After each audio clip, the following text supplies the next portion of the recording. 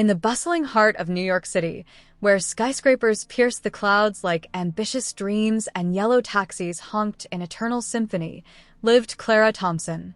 At 68 years old, she was a widow with silver-streaked hair tied in a neat bun, sharp blue eyes that had seen decades of the city's evolution, and a quiet strength honed from raising her only daughter alone. Her husband, Victor Thompson, had been a visionary architect who'd passed away 2 years earlier from a sudden stroke. He'd left her their cherished Upper West Side brownstone, a 4-story gem with original hardwood floors, a fireplace that crackled on winter nights, and a garden patio overlooking Central Park. It was their sanctuary amid the chaos. Clara sat in her favorite armchair by the window, sipping chamomile tea, when her phone buzzed. It was Vanessa, her 42-year-old daughter, a rising star at a Wall Street investment firm. Vanessa's voice was clipped, efficient, laced with that corporate edge she'd adopted after marrying Derek, her hedge fund manager fiancé. "Mom, listen, Derek and I are relocating to Paris tomorrow. It's a huge opportunity. European markets, you know? I handled some loose ends here. Sold your brownstone, it's been dragging on the market, and that old Jaguar in the garage. We needed the capital for our boutique launch. I transferred your share, 25%. That's generous, right? It'll cover a nice studio in Queens or something. Gotta run, flight's boarding. Love you." The line went dead. Clara stared at the phone, her tea growing cold. 25%? Of her own home? The brownstone where Vanessa had taken her first steps, celebrated graduations, and brought boyfriends for Sunday roasts? The Jaguar Victor had restored himself, polishing it every weekend while humming jazz tunes. Sold. Just like that. Clara's hands didn't shake. She didn't weep. Instead, a faint smile tugged at her lips. Victor had always been a planner, a man who saw angles in buildings and life. 3 weeks before his stroke, he'd handed her a thick manila envelope. "Clara, my love, tuck this away. Open it only when the time feels right. It'll protect you." Grief had swallowed her then. Funeral arrangements, empty evenings, Vanessa's sporadic visits that felt more like obligations. The envelope gathered dust in her nightstand. Now the time was right. Clara ascended the creaky stairs to her bedroom, the one with the bay window framing the park's autumn leaves. She retrieved the envelope, Victor's elegant script spelling her name. Inside, a cascade of documents. Deeds to 12 luxury apartments scattered across Manhattan, Tribeca lofts with exposed brick, midtown penthouses with Hudson views, Soho galleries turned residences. Commercial leases in prime spots. Bank statements from accounts she'd never known existed, balances in the 8 figures. A letter in Victor's handwriting. "My dearest Clara, if you're reading this, I'm gone, and perhaps troubles have come. I built this empire quietly, buying distressed properties in the 80s crashes, renovating with my designs, renting through Victor Vision's Realty LLC. You're the sole owner. I kept it secret to shield you from greed, from worries. Vanessa loves us, but ambition blinds. Use this wisely. Protect our legacy. Forever yours, Victor." Clara's breath caught. The brownstone? A drop in the ocean. The Jaguar? Pocket change. Vanessa had sold crumbs, thinking she'd snatch the loaf. Derek, that smarmy charmer with his Rolex and disdain for outdated heirlooms, had orchestrated it. Clara remembered Vanessa's helpful visits post-funeral, papers to sign for estate simplification, her grief-fogged signature on a power of attorney. She dialed Mr. Elias Hargrove, Victor's longtime lawyer and friend, whose office overlooked Bryant Park. "Elias, it's Clara." Victor left surprises. His voice warmed. "I wondered when you'd call. Come tomorrow. We'll sort this." The next morning, Clara donned her wine-red coat, Victor's favorite, and took the subway downtown, blending with commuters. No Jaguar today. Vanessa had sold it. Elias's office was mahogany-paneled, smelling of leather and coffee. "Clara, Victor was brilliant. The LLC shields everything. Sales? Fraudulent. We void them discreetly. Buyers get refunds, no fuss.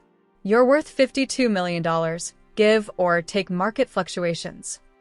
Clara nodded, eyes steely. Do it quietly. And Elias, no revenge. Education. He raised an eyebrow. For Vanessa? She needs to learn what rock bottom feels like. Not hatred, growth. Elias smiled faintly. Victor's wisdom in you. It'll take weeks.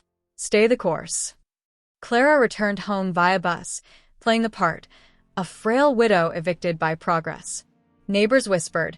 Mrs. Goldstein from next door brought casseroles, pitying eyes over fences. Such a shame, that daughter of yours jetting off. Clara smiled meekly.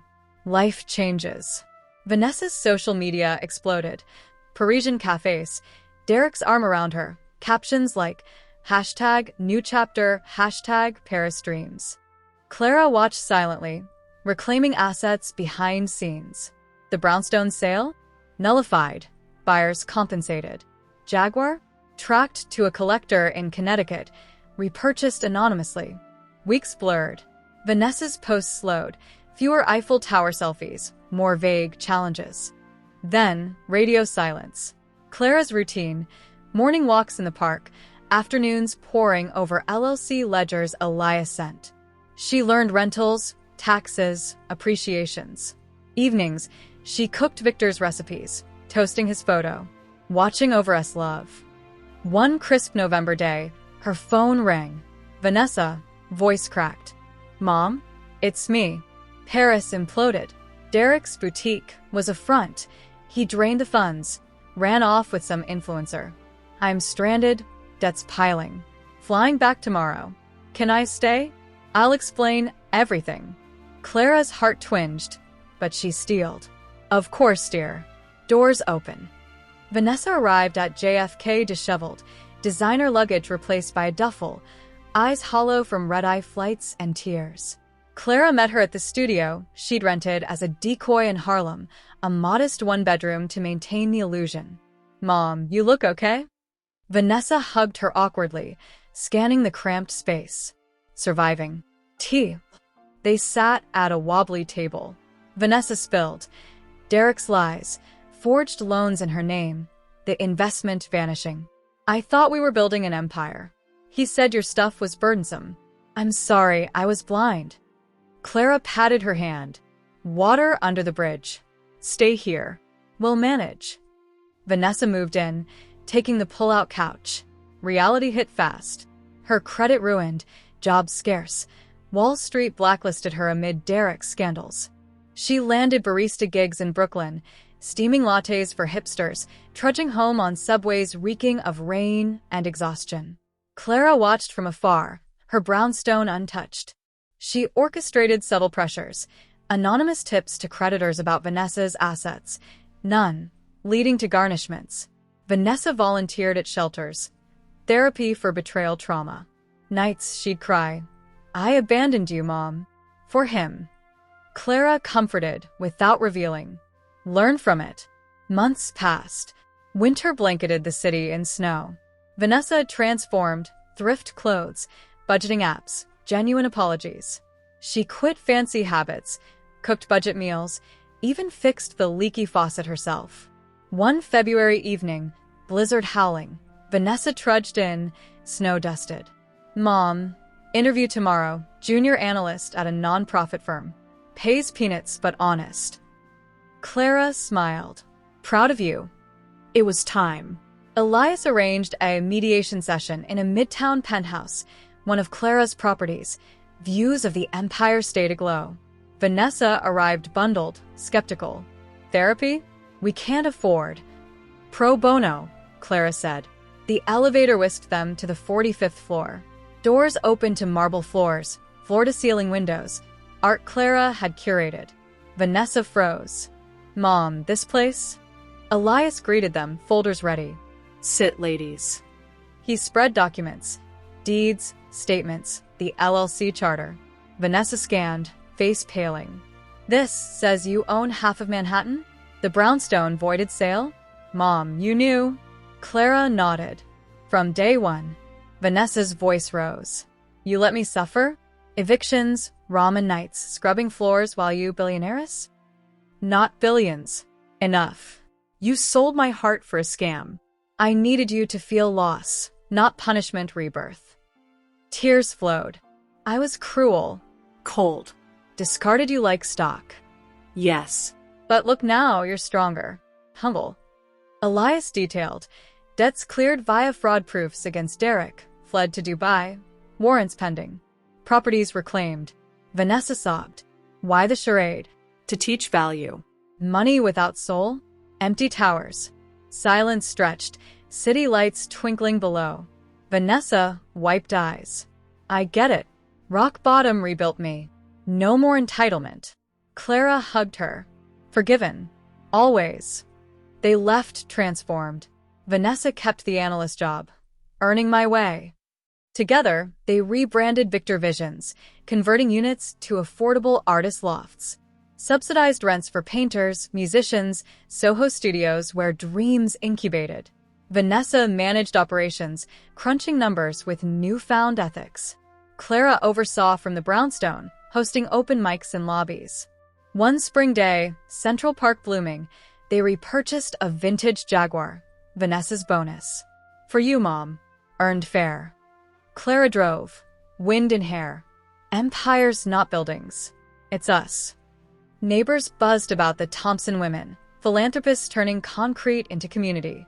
Vanessa mentored young execs. Greed blinds. Family illuminates. Derek? Extradited, jailed.